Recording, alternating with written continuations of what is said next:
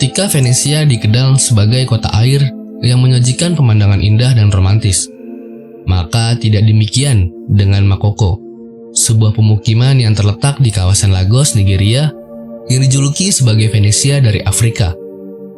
Bukannya memiliki pemandangan indah dan romantis, kawasan yang berdiri di tepi pantai laut Samudra Atlantik ini justru menyajikan pemandangan yang tampak kumuh.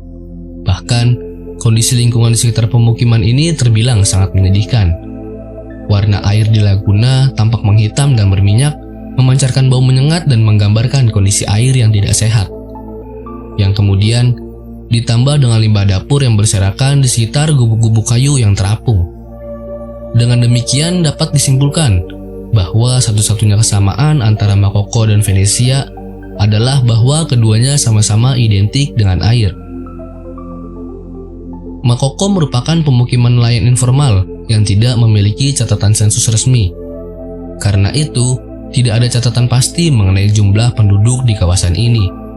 Namun, demikian perkiraan sementara menyebutkan bahwa Makoko dihuni oleh sekitar 150 hingga 250 ribu jiwa yang hanya memiliki akses kepada satu sekolah dasar berbahasa Inggris yang terletak di tengah kawasan ini. Makoko dibentuk pada abad ke-18 sebagai desa nelayan kecil yang kemudian menyebar dengan cepat hingga membentuk pemukiman besar seperti yang ada pada saat ini. Pemukiman ini menjadi rumah bagi ratusan ribu pekerja migran yang berasal dari negara Afrika Barat yang berusaha mencari nafkah di Nigeria, di mana sebagian besar dari mereka bergantung pada sektor penangkapan ikan. Air adalah bagian yang tidak terpisahkan dari kehidupan masyarakat di Makoko. Oleh karena itu, semua bangunan di kawasan ini bertumpu pada rumah panggung yang dibangun dari kayu yang ditancapkan jauh ke dalam dasar air. Umumnya, rumah-rumah di Makoko dihuni oleh sekitar 6 hingga sampai 10 orang, di mana masing-masing rumah di kawasan ini memiliki sebuah perahu yang difungsikan sebagai sarana transportasi di sekitar pemukiman. Perahu kayu menjadi satu-satunya alat yang digunakan untuk menjangkau setiap tempat di pemukiman terapung ini. Bahkan perahu sederhana ini juga digunakan untuk memancing dan berfungsi sebagai tempat jualan mereka. Begitu lekatnya kehidupan warga Makoko dengan air, sehingga anak-anak di kawasan ini mulai belajar mendayung perahu kayu saat usia mereka masih berumur 5 tahun. Demikian ini karena mendayung menjadi keterampilan utama yang diperlukan untuk bisa bertahan hidup di kawasan kumuh ini. Selama berpuluh-puluh tahun, Makoko tidak memiliki infrastruktur dasar untuk dikatakan sebagai pemukiman layak huni.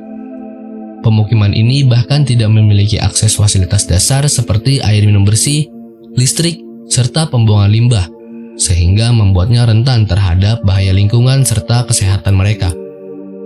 Jamban komunal yang digunakan bersama-sama antara rumah tangga ditambah dengan air limbah yang mengalir langsung pada perairan tempat mereka tinggal, menjadikan air di kawasan ini tidak lagi dapat mendukung kehidupan di laut. Di sisi lain, satu-satunya cara untuk mendapatkan air minum bersih adalah dengan membelinya dari vendor yang mendapatkannya dari lubang bor langsung. Sementara itu, pemerintah setempat memang dengan sengaja tidak memberikan air gratis untuk warga di Makoko. Karena selain dianggap hunian yang ilegal, pemerintah sama sekali tidak menginginkan warga Makoko untuk tinggal di kawasan ini. Kendati dianggap sebagai kawasan kumuh yang tidak diinginkan, wisata kumuh justru menjadi kegiatan utama di daerah ini. Banyak wisatawan yang datang ke Makoko yang terpesona melihat sifat dan kondisinya. Salah satu di antaranya adalah daya tarik paling menawan di Makoko, yaitu sekolah terapung yang dirancang oleh tim arsitek yang membangunnya dari tong plastik, yang memiliki ruang-ruang kelas serta taman bermain. Struktur bangunan sekolah ini dibuat bertingkat 3 lantai, memiliki bentuk bangunan seperti prisma segitiga yang dapat mengapung di atas air dengan dasar bangunan yang terbuat dari 256 drum plastik. Konstruksi mengambang ini dibuat dari kayu lokal, bertenaga listrik dengan panel surya, dan mampu menampung 100 siswa. Tujuan dibangunnya sekolah terapung ini tentu saja untuk memberikan kesempatan kepada anak-anak di Makoko yang tidak memiliki kesempatan untuk mengenyam pendidikan sekolah disebabkan faktor kemiskinan serta faktor geografis yang terbatas. Meski mendapat banyak kunjungan dari wisatawan, warga Makoko jarang menyambut mereka dengan baik. Sebab warga selalu waspada dan menganggap para wisatawan tersebut sebagai mata-mata dari pemerintah. Mereka juga sinis tentang fotografi karena mereka berpikir bahwa foto mereka dijual untuk keuntungan mereka sendiri. Upaya pemerintah untuk menggusur warga Makoko dalam beberapa tahun terakhir telah menciptakan masalah yang lebih besar untuk merelokasi para tunawisma.